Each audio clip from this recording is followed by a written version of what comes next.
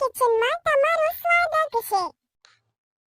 Hello friends, તો શિયાળાની ઠંડી શરૂ થઈ ગઈ છે ને જો તમને વસાણા ના ભાવતા હોય તો તમે આ રીતે પણ તેને ખાઈ શકો છો। તો આજે આપણે બનાવીને તૈયાર કરીશું તિલ પીનટ ગજક, એટલે કે સિંગદાણા અને તલનો ગજક બનાવીને તૈયાર કરીશું। તલ એમ પણ શિયાળામાં ખાવા ખૂબ સારા ગણાતા હોય છે અને સિંગદાણા પણ।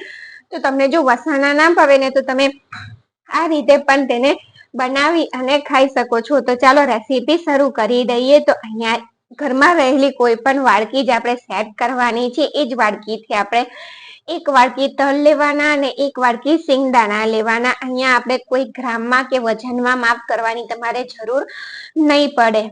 તો જો તલને આપણે શેકવા માટે કઢિયામાં રાખી દીધા છે અને તલને સતત આ રીતે મિક્સ કરતા જઈ અને શેકવાના ને જુઓ અહીંયા તમે જોઈ શકો છો કે તે ચટકવા લાગ્યા છે। ચટકે ને એટલે આપણે તેને બીજી પ્લેટમાં કાઢી લેવાના। એથી વધારે આપણે તેને નથી શેકવાના। ત્યાર પછી સિંગદાણાને પણ શેકી લઈએ। તેને પણ મીડિયમ ગેસની ફ્લેમ પર જ શેકવાના।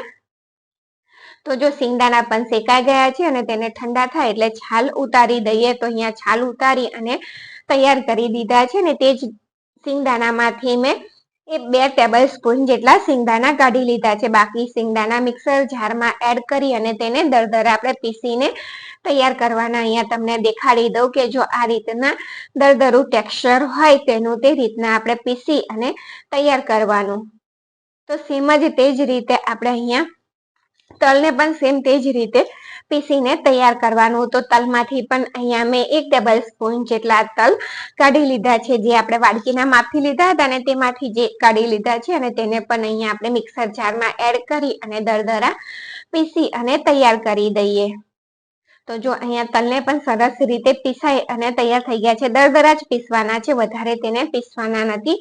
તો બંને વસ્તુને આપણે એક વાસણમાં કાઢી અને સારી રીતે મિક્સ કરી દઈએ। ત્યાર પછી અહીંયા જે વાડકીથી આપણે તલ અને સિંગદાણા જ માપ્યા છે તે જ વાડકીથી આપણે અહીંયા ગોળ લેવાનો અને ગોળને આ રીતે ઝીણો સુધારી લેજો, એટલે કે ઝીણો સમારીને લેજો, એટલે જેથી તે જલ્દી મેલ્ટ થઈ જાય અને આપણો પાયો એકદમ સરસ બનીને તૈયાર થાય। નાના મોટા ટુકડા હોય ને તો તે પાયો સારો તૈયાર નથી થતો। અને 1 ટેબલ સ્પૂન જેટલું પાણી એડ કરી દઈએ। બીજો ગોળ ઓગળે ને મોટો ત્યાં સુધી પેલો ઝીણો ગોળ બળી જતો હોય, એટલે થોડો આ રીતે ઝીણો સુધારીને તૈયાર કરી દેજો અને સતત લો ગેસની ફ્લેમ ઉપર સતત મિક્સ કરતા રહી અને આ રીતે આપણે ગોળનો પાયો તૈયાર કરવાનો છે। અને અહીંયા તમે જોઈ શકો છો કે ગોળ એકદમ સરસ રીતે ફૂલી અને તૈયાર થઈ ગયો છે। તો પાયો થયો છે કે નહીં તે ચેક કરવા માટે એક વાડકીમાં નોર્મલ જ પાણી લેવાનું, તેમાં ગોળના મિશ્રણ થોડું નાખી દેવાનું, 1 મિનિટ માટે રહેવા દેવાનું। ત્યાર પછી અહીંયા આપણે ચેક કરવાનું, જો આ રીતે ઠંડુ થવા દેવાનું, ત્યાર પછી ચેક કરવાનું તો તમને ખબર પડશે। તો અહીંયા જો એકદમ આ રીતે તમે તોડી શકો ને તો સમજવાનું કે એકદમ સરસ રીતે આપણો પાયો બનીને તૈયાર થઈ ગયો છે। અને બીજી ટ્રીક એ છે કે તમે વાસણમાં ખખડાવશો ને સ્ટીલના વાસણમાં તો તે ઉપરથી નાખશો ને તો તે ખખડશે, એટલે કે ક્રિસ્ટલ જેવો તેનો અવાજ આવશે, પથ્થર પડ્યો હોય ને તેવો અવાજ આવશે, એટલે કે આપણો ગોળનો પાયો બિલકુલ તૈયાર થઈ ગયો છે।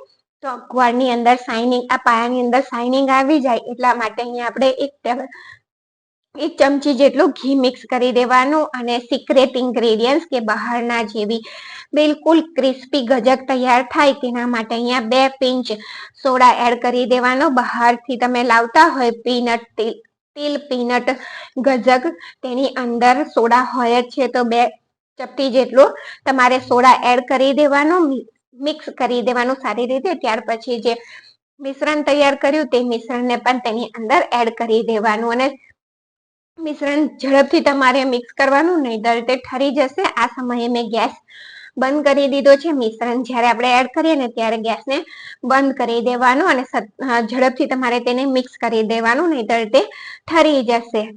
તો અહીંયા જો તમને તિલ પીનટ ગજક કે પીનટ તિલ ગજક કે સિંગદાણા અને તલના ગજકની રેસીપી ગમી હોય તો ચેનલને લાઈક, શેર અને સબસ્ક્રાઇબ જરૂરથી કરજો।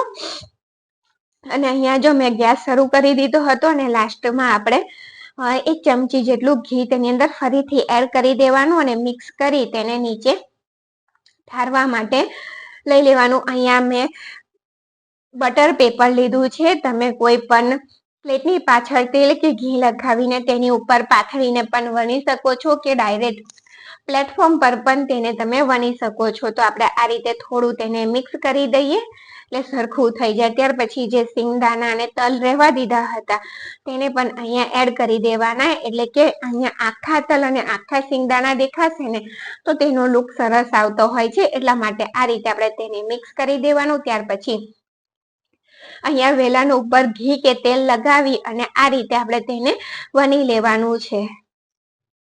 તો શિયાળામાં જો તમને વસાણા, મેથીના લાડુ કે પછી અડદિયા પાક, કાચો ગુંદર એ ના ભાવતું હોય ને તો તમે આ રીતે પણ તેને ખાઈ શકો છો. ને એમ પણ તલ તો શરીર માટે ખૂબ જ સારા હોય છે, તો તમે તેને શિયાળામાં જરૂરથી ખાવા જોઈએ. તો હવે ગરમ બનાઈ ગયું છે અને ગરમ છે ને ત્યારે જ આપણે તેની અંદર કટ લગાવી દઈશું. નાના મોટા તમને ફાવે તેવા તમારે કટ લગાવી અને તૈયાર કરવાનું. જો ઠંડુ થયા પછી કટ લગાવવા જશો તો તે સરખી રીતે તેના પીસ નહીં પડે, તેના સરખા ટુકડા નહીં પડે. એટલા માટે આપણે થોડું ગરમ હોય ને બનાઈ જાય ત્યારે જ લગાવી દેવાનું. તો ફરીથી તમને રિક્વેસ્ટ કે રેસીપી ગમે તો ચેનલને લાઈક, શેર અને સબસ્ક્રાઇબ જરૂરથી કરજો. Thank you for watching. જો અને અહીંયા લાસ્ટમાં તમને તોડીને પણ હું બતાવું છું કે એકદમ સરસ રીતે તે તૂટીને તૈયાર થાય છે.